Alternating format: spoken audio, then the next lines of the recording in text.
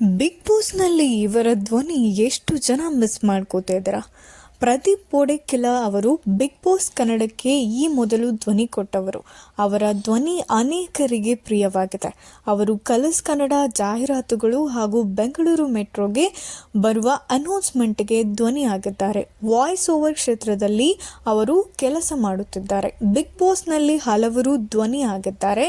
ಪ್ರತಿ ಬಾರಿಯೂ ಬೇರೆ ಬೇರೆ ಕಲಾವಿದರು ಧ್ವನಿ ನೀಡುತ್ತಿದ್ದಾರೆ. ಈ ಪೈಕಿ ಹೆಚ್ಚು ಗಮನ ಸೆಳೆದಿದ್ದು ಪ್ರದೀಪ್ ಪೋಡೆಕ್ಕೆಲ ಅವರ ಧ್ವನಿ. ಈ ವಾಯ್ಸ್ನ ಅನೇಕರು ಕೇಳುತ್ತಿದ್ದೀರಾ. ಈಗಲೂ ಇವರ ಧ್ವನಿಗಳು ಅನೇಕರು ಮಿಸ್ ಮಾಡಿಕೊಳ್ತಾರೆ. ಈಗ ಈ ವಿಡಿಯೋಗಳು ಸೋಷಿಯಲ್ ಮೀಡಿಯಾದಲ್ಲಿ ವೈರಲ್ ಆಗುತ್ತದೆ. ಈ ಬಗ್ಗೆ ಎಲ್ಲಿದೆ ವಿವರ?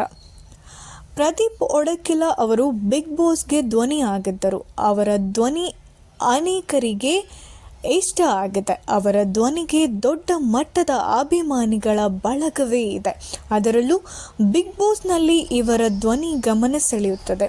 ಕಲರ್ಸ್ ಜೊತೆ ಇವರು ಒಳ್ಳೆಯ ಒಡನಾಟ ಹೊಂದಿದ್ದು, ಧಾರಾವಾಹಿಗಳ ಸಮಯವನ್ನು ಹೇಳೋಕೆ ಹಾಗೂ ಜಾಹೀರಾತಿಗೆ ಇವರ ಧ್ವನಿ ಈಗಲೂ ಬಳಕೆಯಲ್ಲಿ ಇದೆ.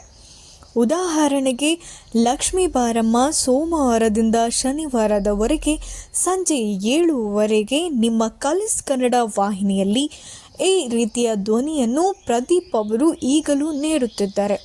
ಅಲ್ಲದೆ ಹಲವು ಜಾಹೀರಾತುಗಳಿಗೆ ಎಲ್ಲಕ್ಕಿಂತ ಮುಕ್ತವಾಗಿ ಮೆಟ್ರೋದಲ್ಲಿ ಅವರ ಧ್ವನಿ ಯಾವಾಗಲೂ ಕೇಳುತ್ತದೆ.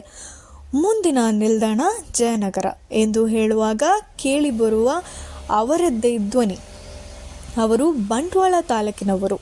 ಸಣ್ಣ ಹಳ್ಳಿಯಿಂದ ಬಂದ ಅವರು ಕನ್ನಡ, ಹಿಂದಿ ಸೇರಿ ಹಲವು ಭಾಷೆಗಳಲ್ಲಿ ಅವರ ಧ್ವನಿ ಆಗುತ್ತಾರೆ.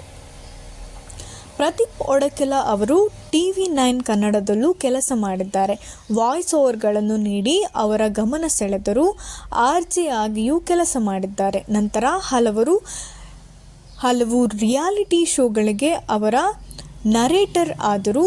ಅವರು ಕೆಲಸ ಮಾಡಿದ ಧಾರಾವಾಹಿಗಳಲ್ಲಿ ಹೀರೋ ಆಗಿಯೂ ನಟಿಸಿದ್ದಾರೆ.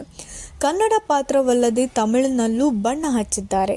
ಅವರು ಈಗ ವಾಯ್ಸ್ ಓವರ್ನಲ್ಲೂ ನೀಡುತ್ತಿದ್ದಾರೆ. ಇದರಲ್ಲಿಯ ಅವರ ಬದುಕು ಕಟ್ಟಿಕೊಂಡಿದ್ದಾರೆ. ಹೊಸ ಕ್ಷೇತ್ರಗಳ ಅನ್ವೇಷಣೆಯನ್ನು ಮಾಡುತ್ತಾ ಸಾಗುತ್ತಾರೆ.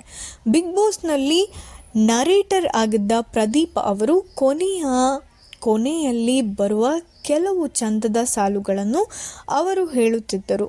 ಅವರ ಧ್ವನಿಗೆ ದೊಡ್ಡ ಅಭಿಮಾನಿ ಬಳಗವು ಈಗಲೂ ಇದೆ.